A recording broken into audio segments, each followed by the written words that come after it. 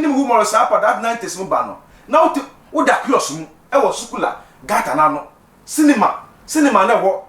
gata ne che ho no o na Maurice Ampaw na wo te Bempah nya lawyer Maurice Ampaw nya wo size no su Bempah wo boss wo ntumi ni kwampo no na say na obenye sika wo enya ne size no o su Bempah wo Maurice Ampaw wo ni hwe kumase kumase a o girlfriend dem na oda Odi for no dey only evidence. Me so the girlfriend them. Oh evidence was some na wo kan. Akoda hotel on tuaka na e wo so sika. Otua. Da bi o ma Dansoman no behwe ye beti na to Dansoman haya. O ba Dansoman ye beti na to. Hotel be da Dansoman bi on tuaka. Apa no ho. Ne ma menyi se no 9 months no. Mo se oba bia a wo kana. Ehwe na se na otini isugu na. Batama ya wo ne kana ehwe na isugu ni maame no. Appear by force. Etineti we neti ebe si fon kim. Eti adwen no neti ma adwen ahama no tie. Ahama no ahama no neti mu no entre no na ye 7 4 atete e na ka 3. Te 3 na ka no de bia okasa bia ti se bodanfo. Odifo ye besira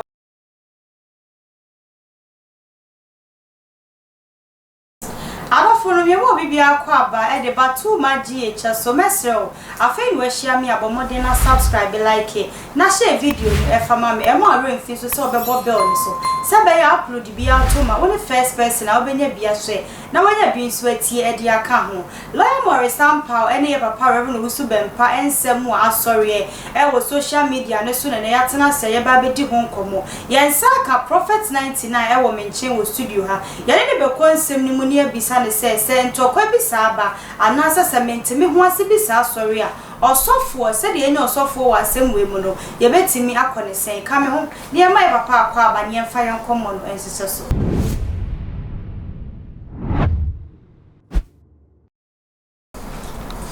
Orifo memu akwa aba e de batu ma DH so O he ma me joso na hona bokode adom na wonso e da Kristo asenya na promise mo ye pa se cho konkron ye dena mi ase cho konkron ne de e ho ode nti sa wo ho ye saare na chese nyaminti ni ema nyina ye kam shira Orifo lawyer Maurice Ampaw akoye somebody a ma me job platform kese we so ansa na me fan chie mu woden chia kese ma asantima ura utumfo otiko koso yakopon kan ho no ma kwa tentima o mangana na me chia madinina the COP retire Kofi Boachi Ghana Police Service and not retire Kofi Boachi na me chia the former Dr. Dampare IGP Dampare na me chia the current IGP no more ingam na yakoya so Orifo lawyer Maurice Ampaw di obi anim se o controversial lawyer na wo kan sam no aya na to de bi otmu ni se sam a wo kan enukure wo ensam a aba efa woni eye Reverend Owusu Bempah ho na we tuma ne yonko na we tuma ne yonko o ye sofo sai na obefa sa semi esiafa yo me da wanu ase na ne di kan ne se what's your friend lawyer won lawyer Maurice Ampaw o ye lawyer mpacho okay say o ye lawyer dia ondi ne huni the reason tia me say lawyer ondi ne huni say lawyer ni bia ni ho a wa ko school crutch and I say crutch ni a wa ko school o did the word lawyer title to the so a obedi se hu say because near yenua Maurice Ampaw no eye insemhu ena odi kire Dr. Owusu Bempah ne sehu the reason is say onimumra obi onimumra biya no oye bibia obi obe biya no oye ne mra kwaso but waja lawyer asem na oyala lawyer degree no waja to nchen ena wabayo ohun chameleon and o create story a good nipa ho fi sister you papa Owusu Bempah e me be atwemu tam na okasa ma MPP no ye campaign ma MPP na no say oka nsema MPP no enu mo na okoka 2020 mu enu na okoka ye maami ho asem ye NDC running mate ye vice ho asem enye na asem they say Maurice party mi bi na ka kire Owusu Bempah Dr. Owusu Bempah say wa mobra titwi no Owusu Bempah a mobra no hu ade papa bi Owusu Bempah ye oni hwe sister amika asem kire o menim Dr. Owusu Bempah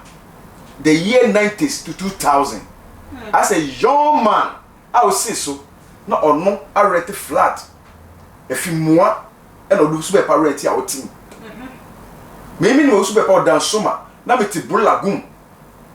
Sakama Bulagum na Owusu Bempah so ti Sakama Bulagum Dansoman okay asama na making Owusu Bempah travel so many years not efimua abosa ke se no ono rete ye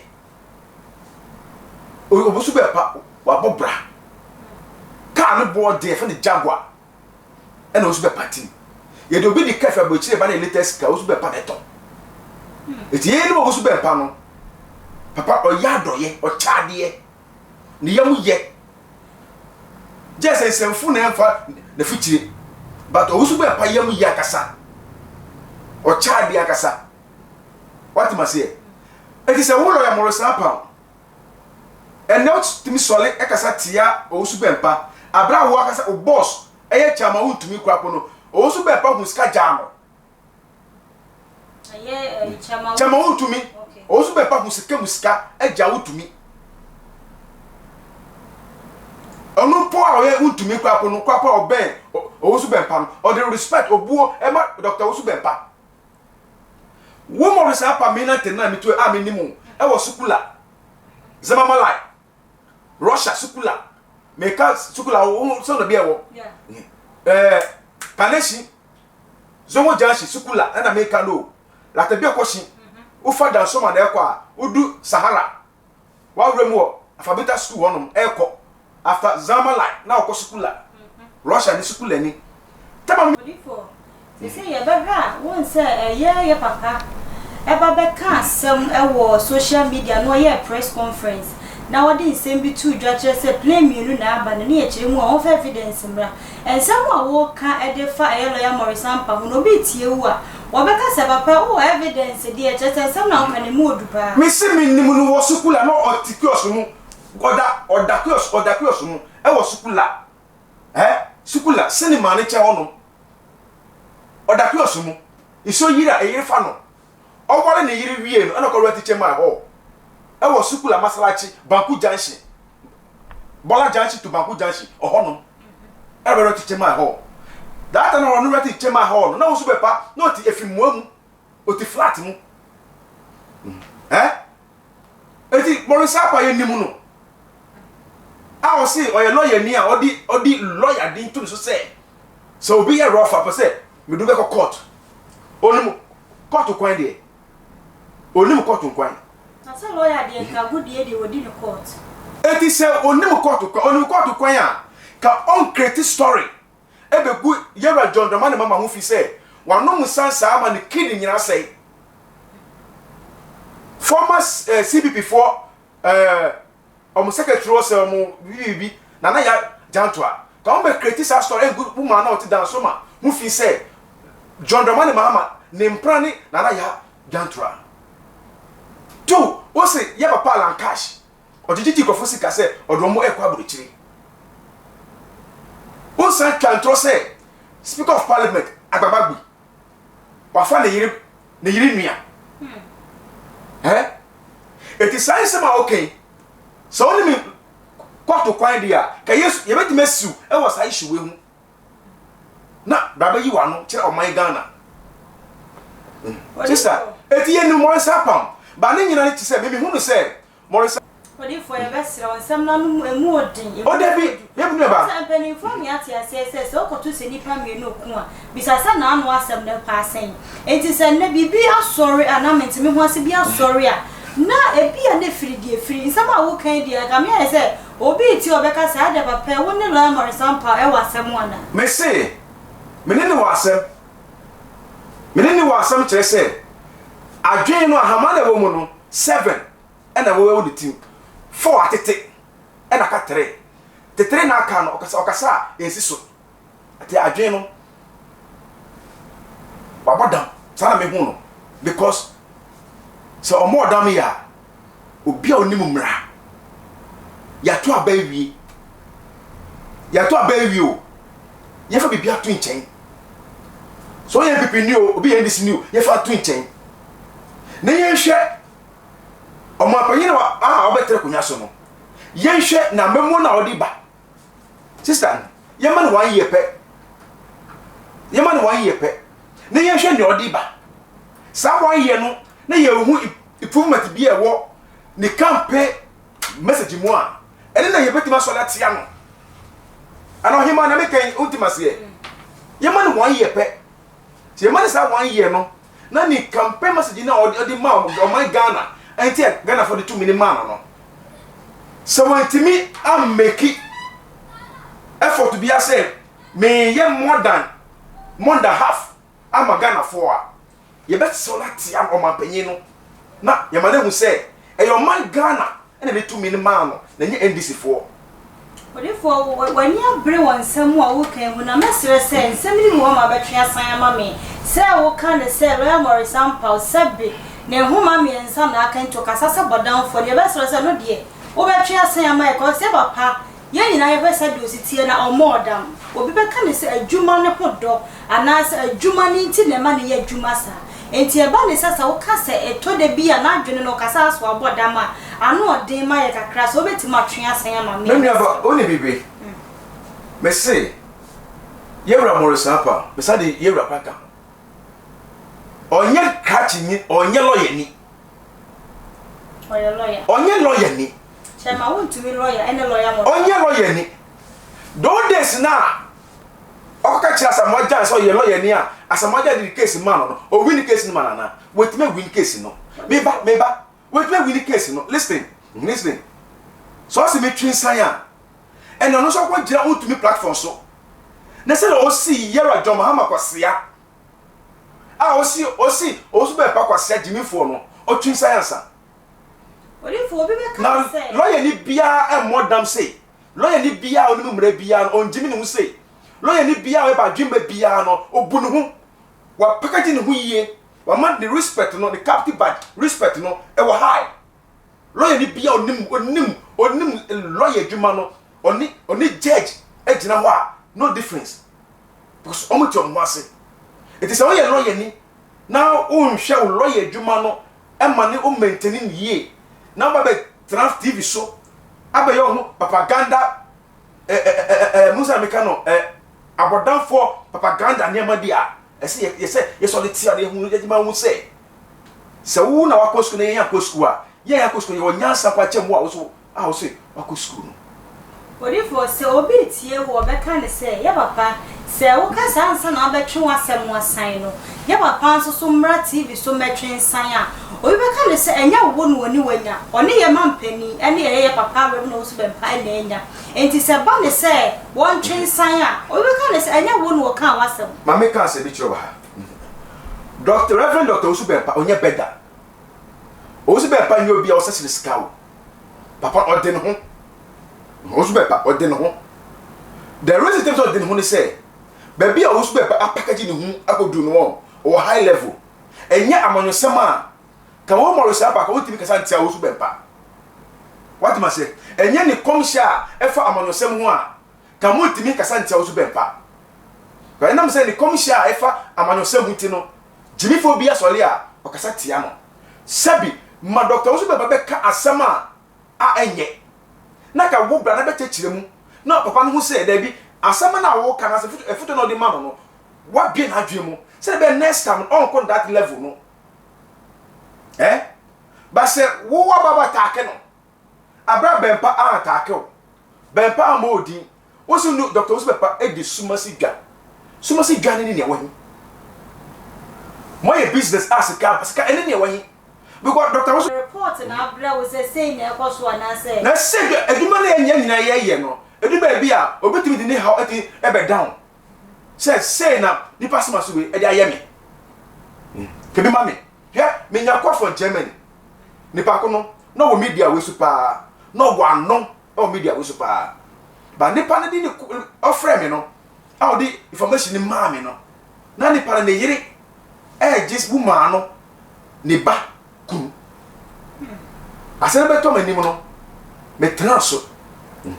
me am go school no me ba dwima me transem no so ama me frɛ Bempah no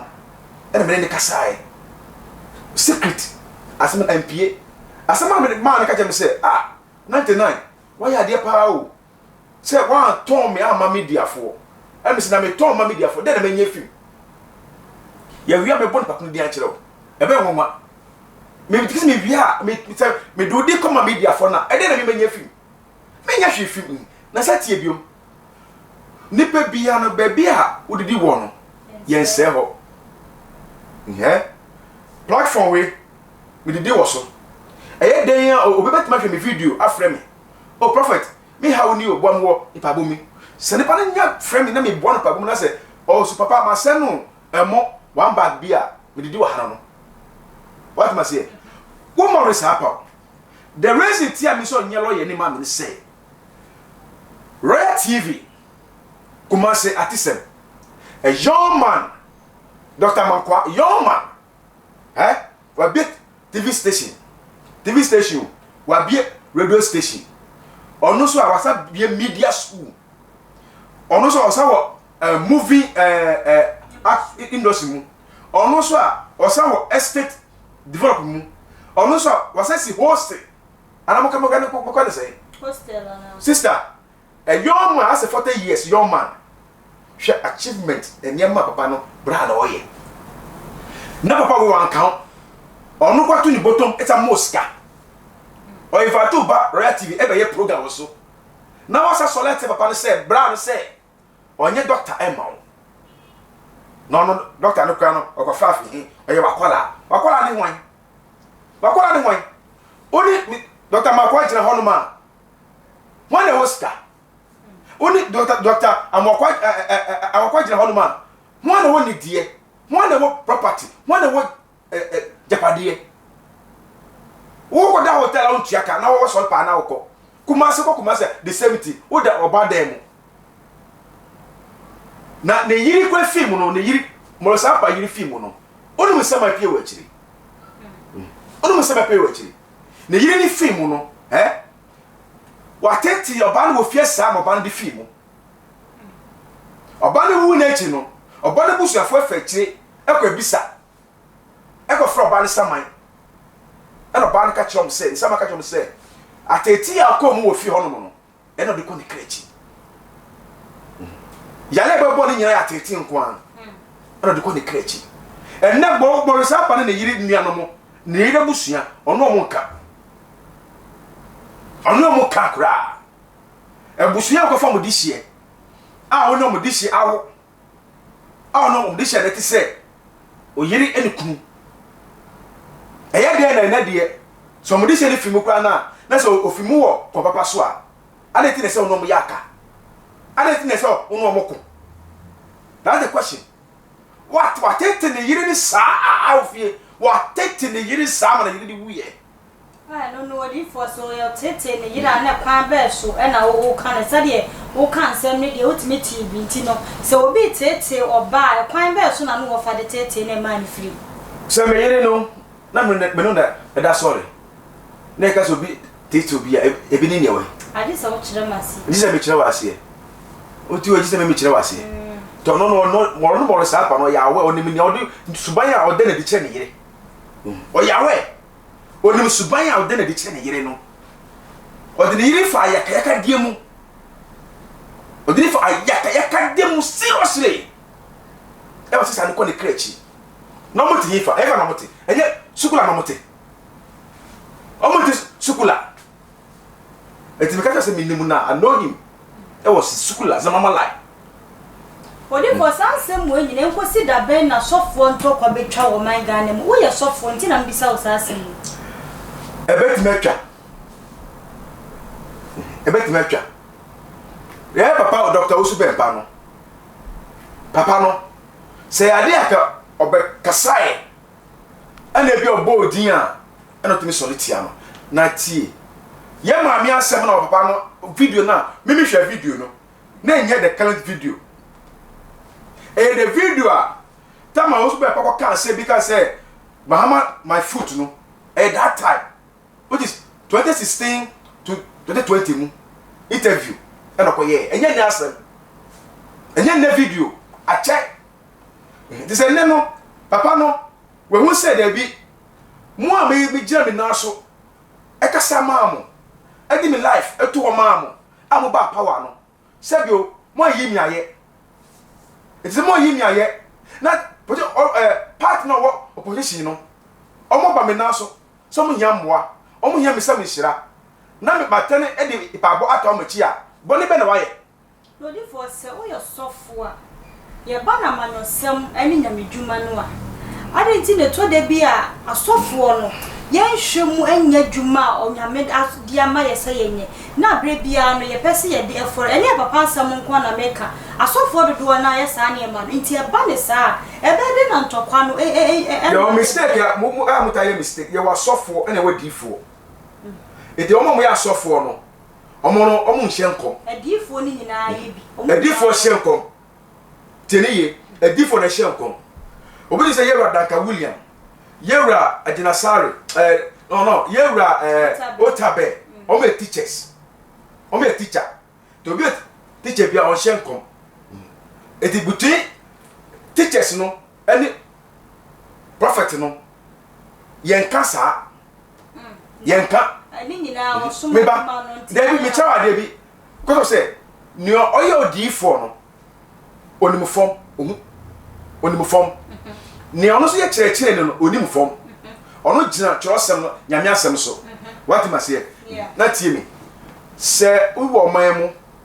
na oman no itokwa efi abonti other country to say France Cote d'Ivoire ana say Togo ana say Burkina ebe roman no mo ayifo na seka yesumo mo say omko gina ayifo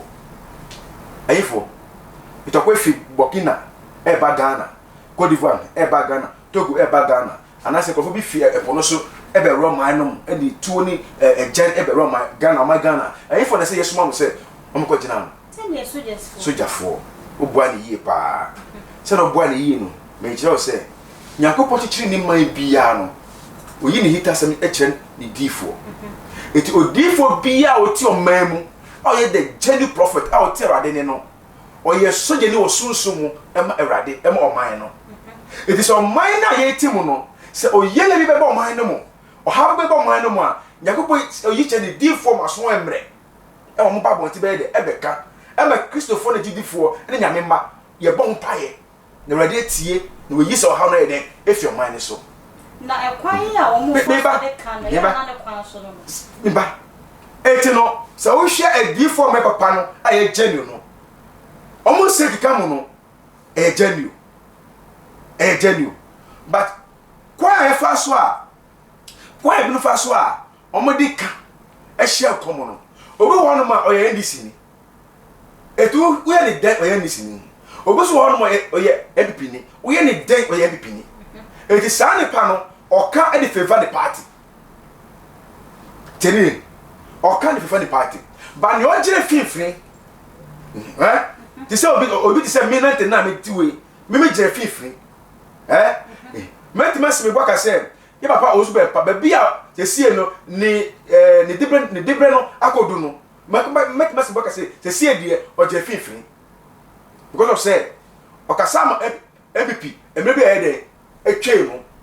ena neso asaka sama ede NDC now the current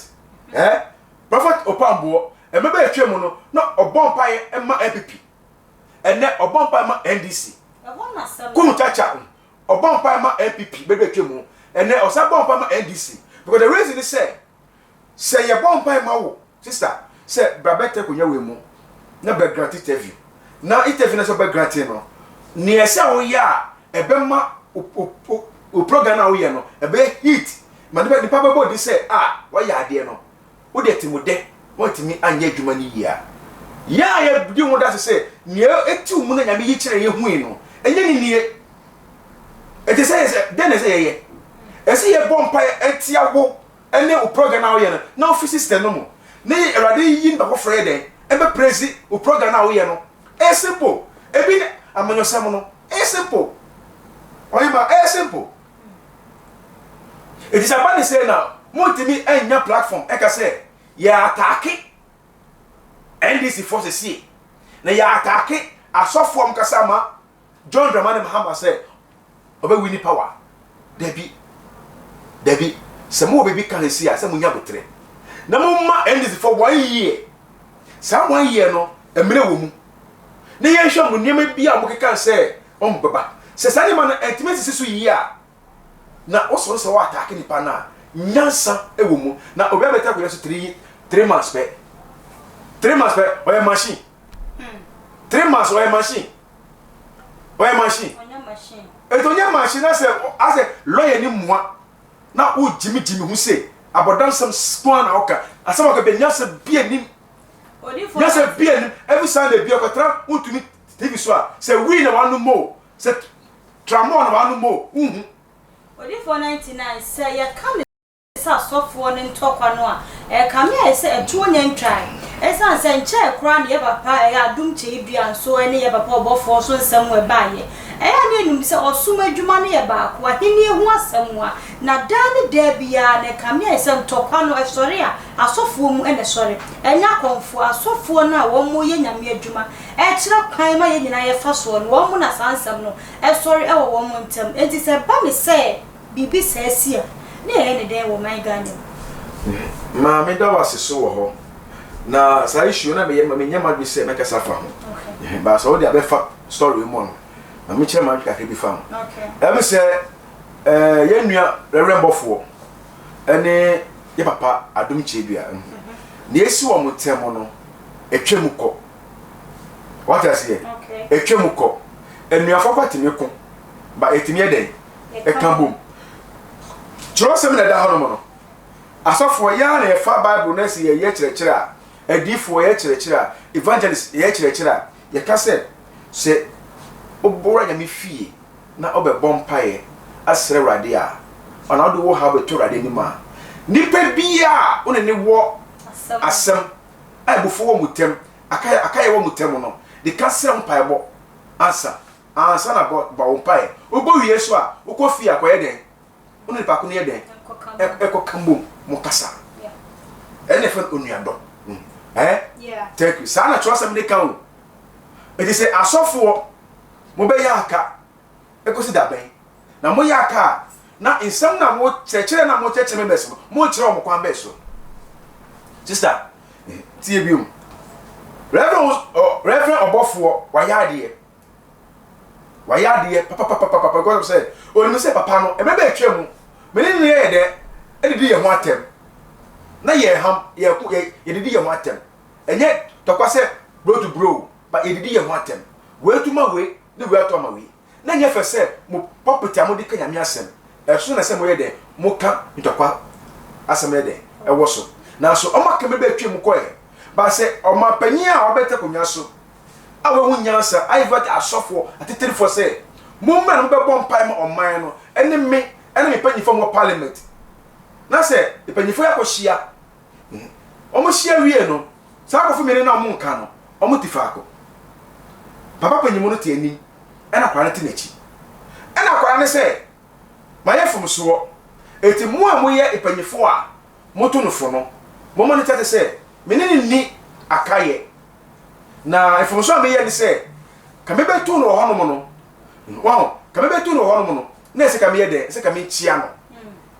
what I say ba ma ntimi an chia no e wo program na ase no mo ka tene say ofa me fun so ye de e chemi na nyame ba ku di na ye bo na ye kambom na etimi yi abade aye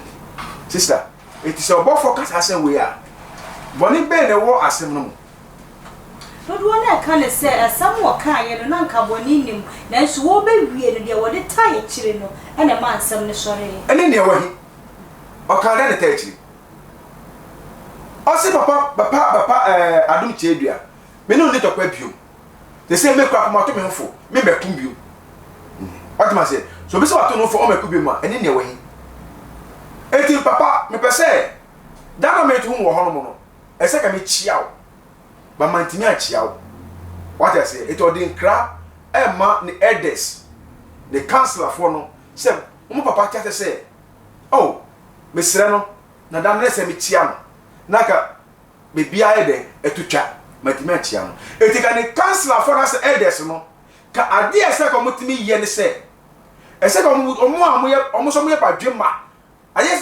ese ko mutimi ye ne say ese ko mo papa tete say papa wo ye ba o chen a enye boni wa oba message on the buy eti no o si ni esi wo mutem bia no o sreka mutwa so na ka ohun no na ese ka otimi de achia wo because of sa cross na wo mutem ti no wetimi achia wo eti na ka elders no na se councillor for no ka munti papa na kase na num se obeka se obofo de ada se bene kasa biom ana so obofo de ema fa na se ema mani na ka muti ansa papa no munti na num se ye ba mo ba bonti aba ataka obofo enya obofo no akosi boni eti ebe na obofo so ebe ma mo reply was oni papa no na ye de enya na mo no enya mo size na obofo councillor for enya mo size na obofo bebi a wadu no oni mo papa adu che bia no na ye pe odi for say o kan sa o be kan sa be papa enfie mu no enya years na ye di kan o nyamedwuma na ye no nyamedwuma na ye no mimi na obofo enya pe ana me ni ye papa adu che bia enya pe because of say hwe ni pa egu ni nase ade three four wo na ko obofo so ho uko obofo so aso dem ho a hwe ni pa egu ho eto ni prophet adu che bia omo nya the same class omo the same class enye age na yeka omo nya the same class ese obofo ufra bofo obetma frɛ Daka William obetma frɛ Maurice Otabe obetma frɛ Pambo obetma fa so for mo din nyina because of say level na we do no ono mo na ese de ese etum two side edidi ese ono mo na ese etimi de etimi fa adwe eti enya mo elders of councillor for na mo kwa aso na mo ko yo mo ko ji nshira wo mo ko ji paibo but adum tie bia na odi nshira ne mamo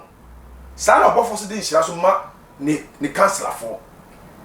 etina ade ese ko mo ye ne se ese ko mo ko papa na nase na ka mo ti papa no enum se mansa na mo tie wi a ansa na se bia mo bebi ya ne mo ye na ka mo kwa po no mo betima se sie omutem edes no councillor for no mo betima se sie obofo e na pa ne tem ede na esi mebe atwem reverend Owusu Bempah ne obofo tem ende no se o ma se sie omutem a edu baabi no na Owusu Bempah di ni birthday obofo wakọ na so dem ede na efa chance eti o de kakra metima ka afa bono no odi for ya brana ye be na mesre se ye di wie die enka wotimi ma ye hu no final words afutuo bi wo ho wakoyo osofo eniama ba ko mienu bi wo ho no mo so di tudwa ma ye nuanom asofa na se ye papa nom etimi su afim ne koba ne se bibi kura yi ni ti a wo metimi agina sansam ne so na wo de wachira kwan so no wo number atudwa ma kakra metimi aka fa ho ne se lawyer Maurice Ampaw ana metunifo so ye crachi ni na se wa ko school abomu degree dia na the lawyer position e wa na ho dia ene onye na ganafo ehu se oye lawyer ni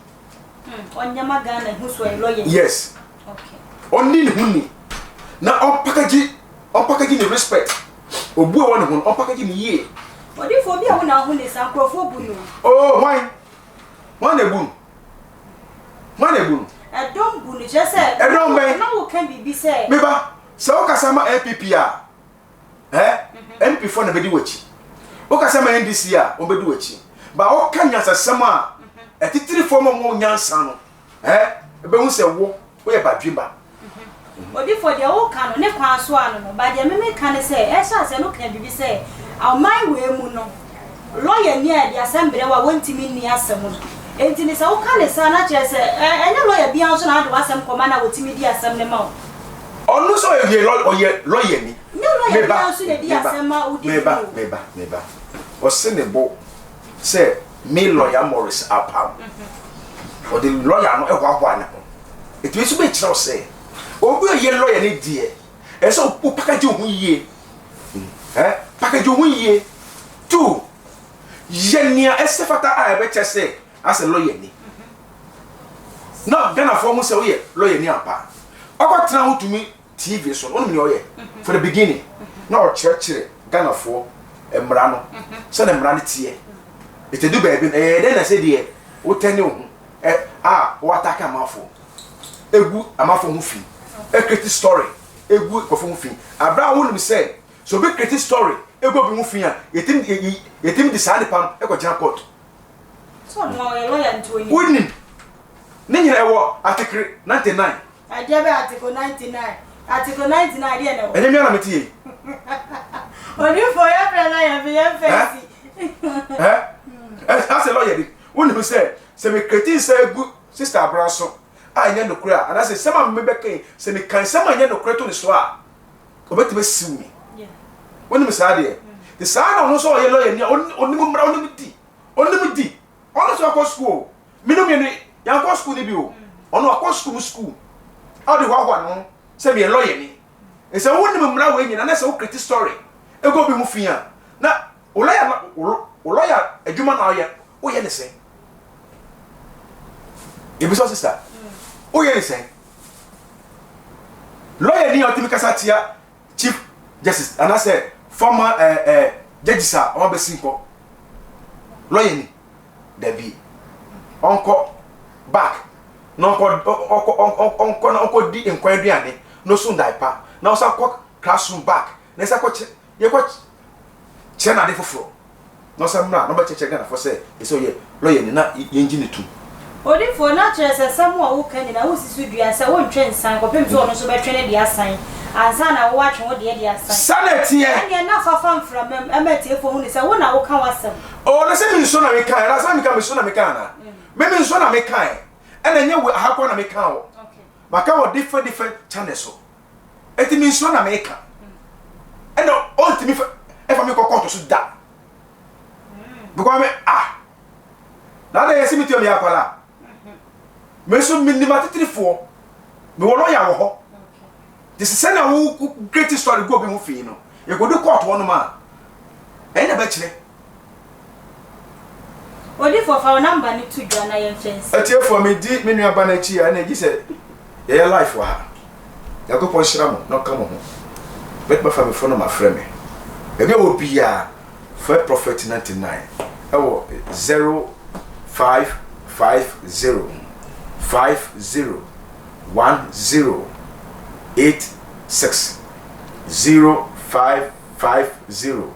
501086 nechi su bia for prophet 99 nyame na so e de ajo o krata sem adwuma